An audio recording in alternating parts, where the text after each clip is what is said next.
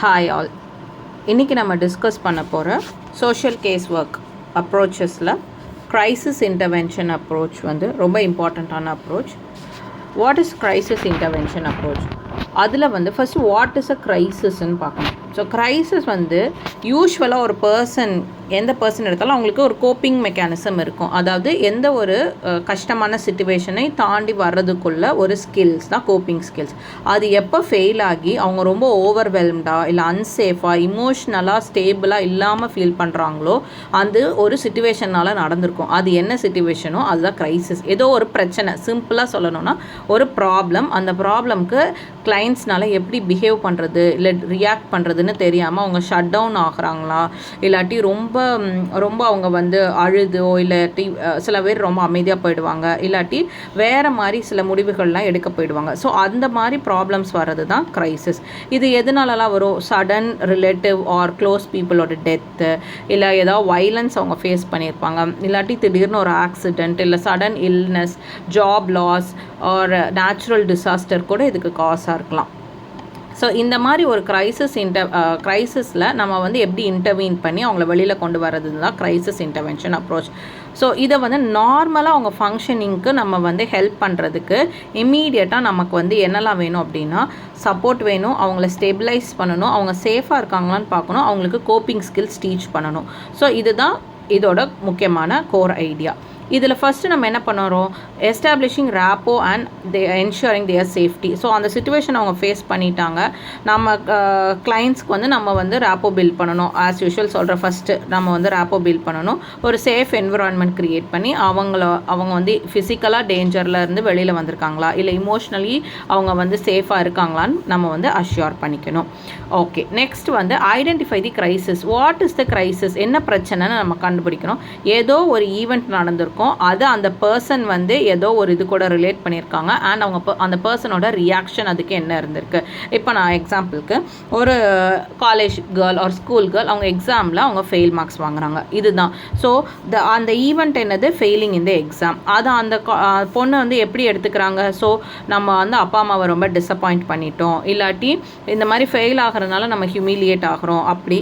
And இது வந்து நான் ஒரு பர்ஃபெக்டான ஆளே இல்லை. இந்த மாதிரி அவங்க வந்து அந்த சிச்சுவேஷனை எப்படி பார்க்குறாங்கங்கிறத நம்ம அனலைஸ் பண்ணணும். நெக்ஸ்ட்டு அவங்களுக்கு நம்ம இமோஷ்னல் ஸ்டெபிலைசேஷன் கொடுக்கணும். அது எப்படி அதை நம்ம கொடுக்குறது? ஸோ இமோஷ்னல் ஸ்டெபிலைசேஷன் எப்படி கொடுக்குறோன்னா, அவங்க அந்த சிச்சுவேஷனை எக்ஸ்ப்ரெஸ் பண்ணுறப்போ we have to allow them to express their shock or fear, anger, grief, confusion, நிறைய இமோஷன்ஸ் வந்து அப்போ வந்து அவுட்லெட் ஆகும். அப்போ அது எல்லாத்தையுமே அவங்களுக்கு வந்து ஒரு சேஃப் ஸ்பேஸ் கொடுத்து அதை எக்ஸ்ப்ரெஸ் பண்ண விடணும். அண்ட் மேபி சம்ஒன் திரும்ப அந்த இமோஷன்ஸ் ரீலீவ் பண்ணுறப்போ அவங்களுக்கு வந்து ஃபிசிக்கலாக அவங்க வந்து ஒரு நடுங்கிறதோ இல்லை பயமாக இருக்கிறதோ இல்லை அழுக வரதோ இருக்கிறப்போ we should not tell them stop crying, என்ன இப்படி ரியாக்ட் பண்ணுங்க அப்படிலாம் சொல்லாமல் அதை தாண்டி வர்றதுக்கான இமோஷனல் சப்போர்ட் நம்ம கொடுக்குறோம். நீங்கள் சேஃபாக தான் இருக்கீங்க, கொஞ்சம் பொறுமையாக சொல்லுங்கள், are you comfortable in explaining that, இந்த மாதிரி ரீஃப்ரேசிங் யூஸ் பண்ணி நம்ம அவங்களுக்கு ஹெல்ப் பண்ணணும். Next explore past coping strengths. அவங்களோட பாஸ்ட் கோப்பிங் ஸ்ட்ரென்த் என்ன அப்படின்னு வந்து நம்ம கேட்கலாம். ஸோ எப்படி அவங்க இதுக்கு முன்னாடி க்ரீஃப் ப்ராசஸ் பண்ணாங்க, இல்லை இந்த மாதிரி சிச்சுவேஷன் அவங்க ஃபேஸ் பண்ணியிருக்காங்களா, இல்லை அவங்களுக்கு தெரிஞ்சவங்க ஃபேஸ் பண்ணுறப்போ அவங்களோட இமீடியட் ரியாக்ஷன் எப்படி இருந்துச்சு அப்படின்னு நம்ம வந்து கேட்கலாம். Next we are going to plan practical and immediate coping mechanisms for them. How? So if someone has lost their job, அவங்களுக்கு வந்து இமீடியட்டாக நம்ம என்ன பண்ணலாம் அப்படின்னா, ஸோ எமர்ஜென்சி ஃபினான்ஷியல் எய்ட் எங்கேயா கிடைக்குமான்னு பார்க்கலாம். Then we will help them to update their resume within 2 days, and we can give contacts for job leads, illati how to face this panic attacks during interviews. அந்த மாதிரி அப்போதைக்கு அவங்க என்ன பண்ணலாம் அப்படின்னு சொல்லிட்டு we can give them some clarity or solutions regarding them. Next we are going to develop a safety plan for them. எப்படி அப்படின்னு சொன்னால், so for example if someone has suicidal thoughts, அப்போ நம்ம அவங்களுக்கு என்ன பண்ணலாம்? அவங்க இருக்க இடத்துல இருக்க ஹார்ம்ஃபுல் ஆப்ஜெக்ட்ஸ்லாம் ரிமூவ் பண்ணுறது, எமர்ஜென்சி கான்டாக்ட் நம்பர் எப்பயுமே வச்சுக்கிறது, daily we can ask their kith and kin to check in how are they, and we can give them or refer them for next level of counselling அந்த மாதிரி நம்ம வந்து கொடுக்கலாம்.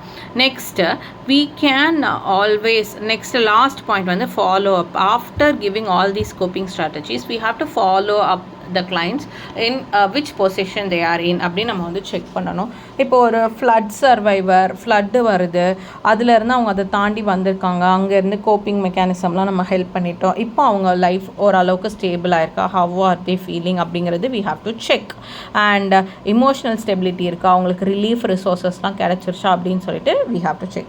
So this mostly takes from 6 to 7 weeks நம்ம வந்து crisis intervention approach use பண்ணுறது. And இது வந்து கொஞ்சம் திடீர்னு கிளைண்ட்ஸோடு இருக்கனால அவங்களோட இமோஷ்னல் வெல்பீயிங் வந்து we have to give a more importance and we need to have a lot of patience to have this approach with with clients. So இதுதான் க்ரைசிஸ் இன்டர்வென்ஷன் அப்ரோச். நாளைக்கு வந்து காக்னிட்டிவ் பிஹேவியரல் தெரப்பி அதோட approach எப்படின்னு நம்ம வந்து discuss பண்ணலாம். Thank you.